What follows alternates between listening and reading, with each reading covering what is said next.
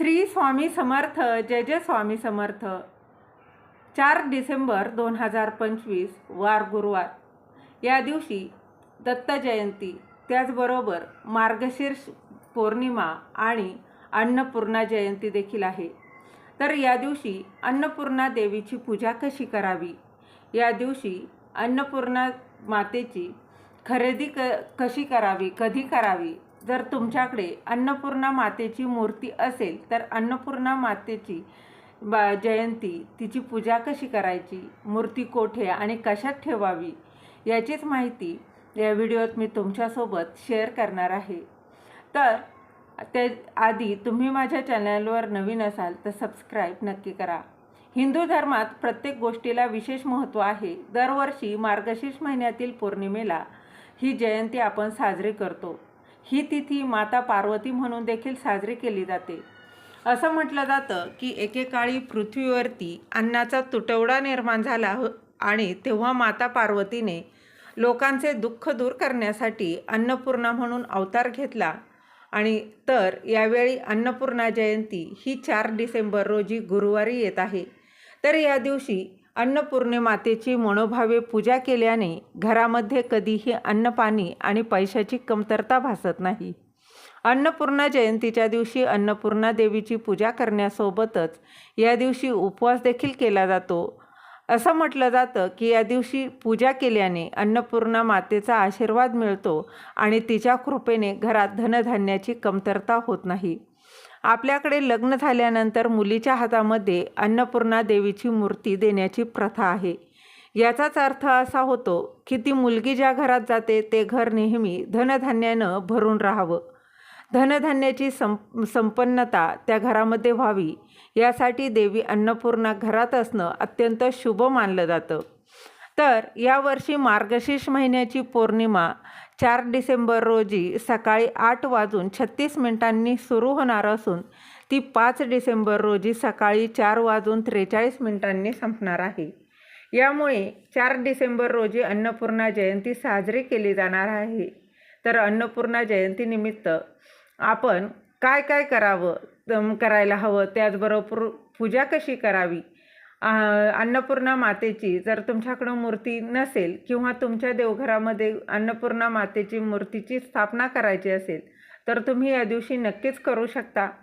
तर या दिवशी नक्की काय करायला हवं याचीच माहिती या व्हिडिओत जाणून घेणार आहोत. मार्गशीर्ष पौर्णिमेला पार्वती देवीने सृष्टीच्या सर्व जीवांचे पोषण करण्यासाठी देवी अन्नपूर्णा या स्वरूपात अवतार घेतला. म्हणून हा दिवस अन्नपूर्णा जयंती म्हणून साजरा केला जातो. या दिवशी आई अन्नपूर्णा देवीची भक्तिभावाने पूजा केल्याने घरात आपल्या धनधान्याची कमतरता भासत नाही. तर धार्मिक मान्यतेनुसार अन्नपूर्णेचा निवास हा आपल्या घराच्या स्वयंपाकघरात असतो. म्हणूनच असं म्हणतात की स्वयंपाकघर हे कधीही अस्वच्छ ठेवू नये. त्याचबरोबर ताटात खरकटं राहू देऊ नये. कधीही अन्नाचा अपमान करू नये. माता अन्नपूर्णेच्या कृपेने सृष्टीचे पोषण होते. या दिवशी माता अन्नपूर्णेची पूजा कशी करायची तर ते थोडक्यात सांगते. अन्नपूर्णा जयंतीच्या दिवशी म्हणजेच मार्गशीर्ष पौर्णिमेच्या दिवशी गुरुवारी पहाटे सूर्योदयाच्या वेळी उठून आंघोळ करून पूजा करावी. स्वच्छ वस्त्र परिधान करावं. त्यानंतर स्वयंपाकघर पूर्णपणे स्वच्छ करायचं आहे आणि त्यानंतर स्वयंपाकघराची पूजा करायची आहे. अन्नपूर्णा मातेचे चित्र समोर ठेवून त्यांची पूजा करायची आहे. आणि तुमच्याकडे माता अन्नपूर्णेची जर मूर्ती असेल तर तिचीही आपण छान अशी पूजा करायची. तर अन्नपूर्णा मातेची मूर्ती नसेल तर या दिवशी तुम्ही नवीन मूर्ती खरेदी करून तुम्हाला स्वयंपाकघरामध्ये सर्वप्रथम अन्नपूर्णा मातेची पूजा करायची आहे आणि त्यानंतर ती मूर्ती आपल्याला देवघरामध्ये ठेवायची आहे. लोकांना अन्नाचे महत्त्व समजावे हाच अन्नपूर्णा जयंतीचा उद्देश आहे. आपल्याला अन्नातून जीवन मिळतं आणि म्हणून आपण कधीही अन्नाचा अनादर करू नये किंवा त्याची नासधूस करू नये. अन्नपूर्णा जयंतीच्या दिवशी स्वयंपाकघर स्वच्छ करून गॅस असेल किंवा चूल असेल त्याचबरोबर त्याच्यावर अन्न याची पूजा करायची आणि यासोबतच या दिवशी न विसरता आपल्याला गरजूंना अन्नदानही नक्की करायचं आहे. तर बघा, अगदी छोटासा चौरंग घ्यायचा आहे आणि त्या चौरंगावरती आसन ठेवायचं आहे. सर्वप्रथम आपल्याला 2 तुपाचे दिवे लावून घ्यायचे आहेत. तर सर्वप्रथम दीप प्रज्वलन करून आपल्याला दिव्याची सर्वप्रथम पूजा करून घ्यायची. दिव्याला हळद कुंकू फुलं व्हायची, धूप दीप दाखवायचा आणि त्यानंतर गणपतीची मूर्ती किंवा सुपारी घेऊन गणपतीला देखील स्नान घालायचं आहे आणि नंतर त्यांची स्थापना करून त्यांना देखील गंध अक्षता फूल वाहून घ्यायचं आहे. आणि त्यानंतर एका छोट्या ताम्हणामध्ये आपल्याला अन्नपूर्णा मातेची मूर्ती घ्यायची आहे.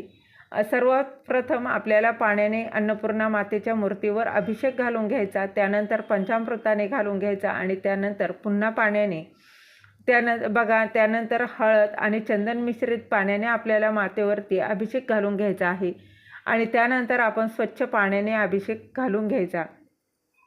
माता अन्नपूर्णेला अभिषेक घालून झाल्यानंतर छोटंसं ताम्हण घ्या. त्या ताम्हणामध्ये आपल्याला 1 वाटीभर तांदूळ घ्यायचा आहे आणि ते तांदूळ आपल्या ताम्हणामध्ये पसरून घ्यायचं आणि त्यानंतर ते तांदूळ घेताना बघा ते अखंड असावे, तुटलेले तांदूळ नसावे. नंतर त्या तांदळावर म्हणजेच त्या अक्षदांवरती हळद कुंकू व्हायचं आणि त्याच्यानंतर माता अन्नपूर्णेची मूर्ती आपल्याला त्याच्यावरती ठेवायची आहे. माता अन्नपूर्णेला हळद कुंकू चंदन इत्यादी सर्व आपल्याला लावून घ्यायचं व वस्त्र अर्पण करायचं आहे आणि माता अन्नपूर्णेला धूप दीप फूल वाहून घ्यायचं आहे. दीप धूप दाखवायचा त्यानंतर आणि याचबरोबर आपले या दिवशी तांदूळ जे आहेत ते घ्यायचे आहेत. तर आपल्याला बघा मुठीमध्ये तांदूळ घेऊन 1 मूठ अन्नपूर्णा मातेची सोडायची आहे. त्यानंतर अन्नपूर्णा मातेच्या खांद्यापर्यंत येईल इथपर्यंत तांदूळ आपल्याला अर्पण करायचे आहेत. तर अशा पद्धतीने आपल्याला माता अन्नपूर्णेवरती तांदूळ व्हायचे आहे, अशी पूजा करायची आहे. त्यानंतर प्रार्थना करायची आहे की हे अन्नपूर्णा माता, माझ्यावरती तू प्रसन्न हो. मी जो काही स्वयंपाक करते त्यास रुची येऊ दे. मी अत्यंत मन लावून सुंदर भावनेने अन्न बनवते आणि त्यात सात्विकता येऊ दे. ते खाऊन सर्व तृप्त होऊ देत. माझ्या मनात मातृभाव जागा होऊ दे. आसपास कोणीही उपाशी राहणार नाही याची मी काळजी घेऊ दे. भुकेलेल्याला अन्न देण्याचा भाव माझ्या मनी नेहमी जागा असू दे, अशी प्रार्थना करायची. आणि त्यानंतर अन्नपूर्णा मातेच्या पूजेबरोबरच आपल्या घरातील गॅस स्टोव असेल तर त्यात किंवा चूल असेल तर त्याची देखील विधिवत पूजा करायची. त्यानंतर आपल्याला गॅसच्या वरती जी भिंत आहे, गॅसच्या समोरची जी भिंत असते त्याच्यावरती आपल्याला हळदीच्या साह्यानं स्वस्तिक काढायचं आहे आणि त्याचीही पूजा करायची आहे. गॅस स्टोवची ही आपल्याला छान पूजा करायची. त्यानंतर गॅसला कुंकवाच्या साह्यानं गॅसवरती स्वस्तिक बनवून घ्यायचं, त्याच्यावरती हळद कुंकू वाहून ते घ्यायचं आहे आणि अशा पद्धतीने पूजा करायची. या दिवशी आपल्या घरातील अन्नधान्याची त्याचबरोबर गंगापूजन म्हणजे पाण्याचीही पूजा या दिवशी नक्की करायची.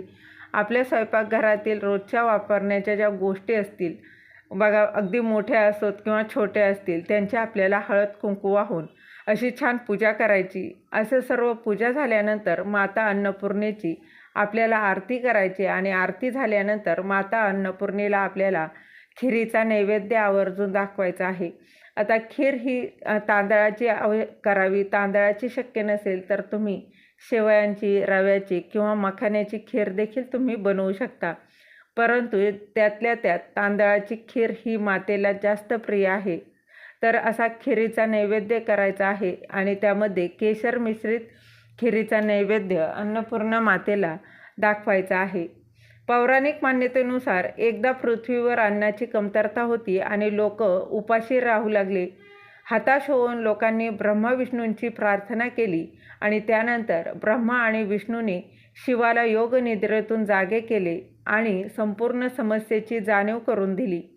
समस्येचे निराकरण करण्यासाठी शिवाने स्वतः पृथ्वीचे निरीक्षण केले. त्यानंतर माता पार्वती ही अन्नपूर्णेचे रूप घेऊन पृथ्वीवरती अवतरली आणि संपूर्ण लोकांचा उद्धार केला. हा दिवस हा मार्गशीर्ष पौर्णिमेचा दिवस होता. त्यामुळे या दिवसाला अन्नपूर्णा जयंती म्हणून साजरी करण्यात येते. हिंदू धर्मात आपण दररोज वापरत असलेले हे अन्न देवी समान आहे. अन्नपूर्णाशी त्याचा संबंध आहे. अन्नपूर्णा मातेच्या जी वाटी असते, अन्नपूर्णा मातेची जे वाटेमधील जे तांदूळ असतात ते प्रसाद म्हणून आपल्याला सेवन करायचं आहे.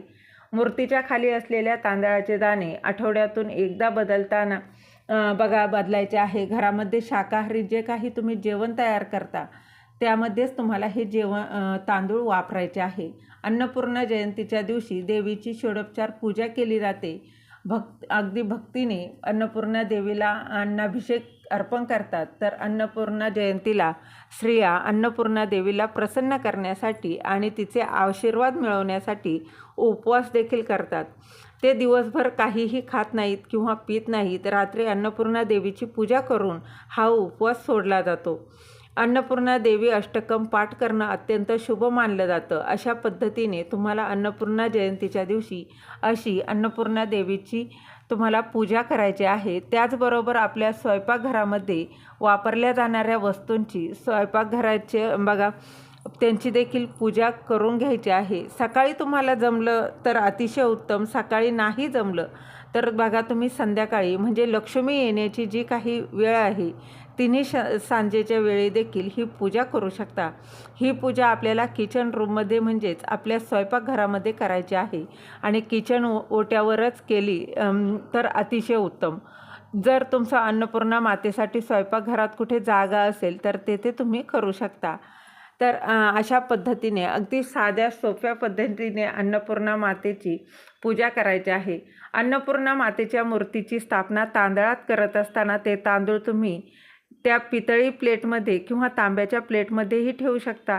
तांदळामध्ये अन्नपूर्णा मातेची मूर्ती स्थापित करणं अत्यंत शुभ मानलं जातं. कारण तांदळाचा रंग हा पांढरा असतो आणि पांढऱ्या रंगाचा संबंध हा शुक्र ग्रहाशी असतो. त्यामुळे तांदळामध्ये अन्नपूर्णा मातेची मूर्ती ठेवली तर नक्कीच त्याचे शुभ फळ जे आहे ते आपल्याला प्राप्त होतात आणि आपले ग्रहदोष देखील याने दूर होतात आणि घरामध्ये धनधान्याची बरकतही राहते. तांदळामध्ये मूर्ती ठेवत असताना कोणत्याच चुका करू नयेत. तर मूर्ती तांदळामध्ये ठेवत असताना तांदूळ हे नेहमी अखंड असावेत. तांदूळ हे कुठेही खंडित असू नयेत, किडलेले असू नयेत.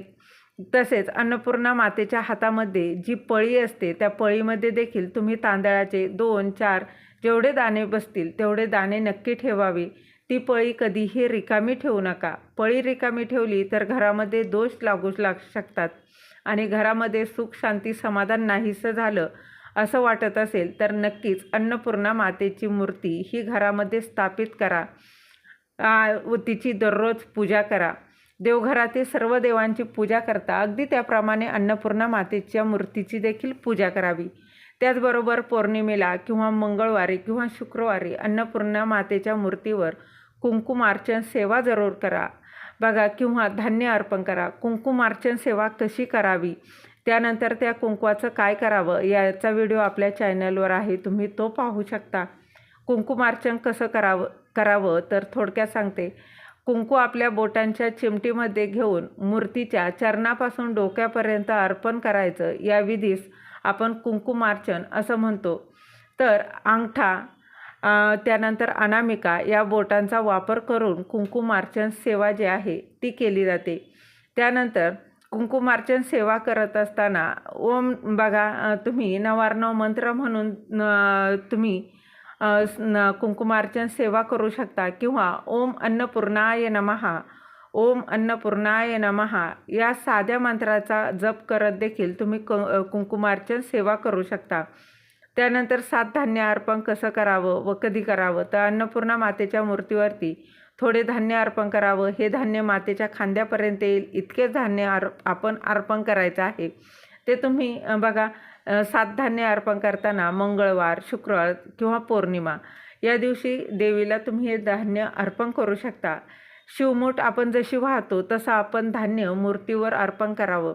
या विधीमुळे माता अन्नपूर्णेचा आशीर्वाद आपल्या कुटुंबावर, आपल्या घरावरती कायम राहतो. अन्नपूर्णा मातेची खरं स्थान हे आपले स्वयंपाकघर असतं. त्यामुळे प्रत्येक महिलेनं आपलं स्वयंपाकघर हे नीटनेटकं ठेवावं, स्वच्छ ठेवावं. कारण अन्नपूर्णा मातेचा आशीर्वाद आपल्याला आपल्या स्वयंपाकघरातूनच मिळत असतो.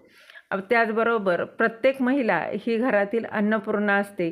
त्यामुळे बघा घरातून घर धन हे त्यामुळे भरून राहिलेलं असतं. प्रत्येक मंगळवारी, शुक्रवारी किंवा पौर्णिमेला स्वयंपाकघराची संपूर्ण स्वच्छता करून स्वयंपाकघराच्या भिंतीवर ओल्या कुंकवानं किंवा ओल्या हळदीनं स्वस्तिक नक्की बनवा.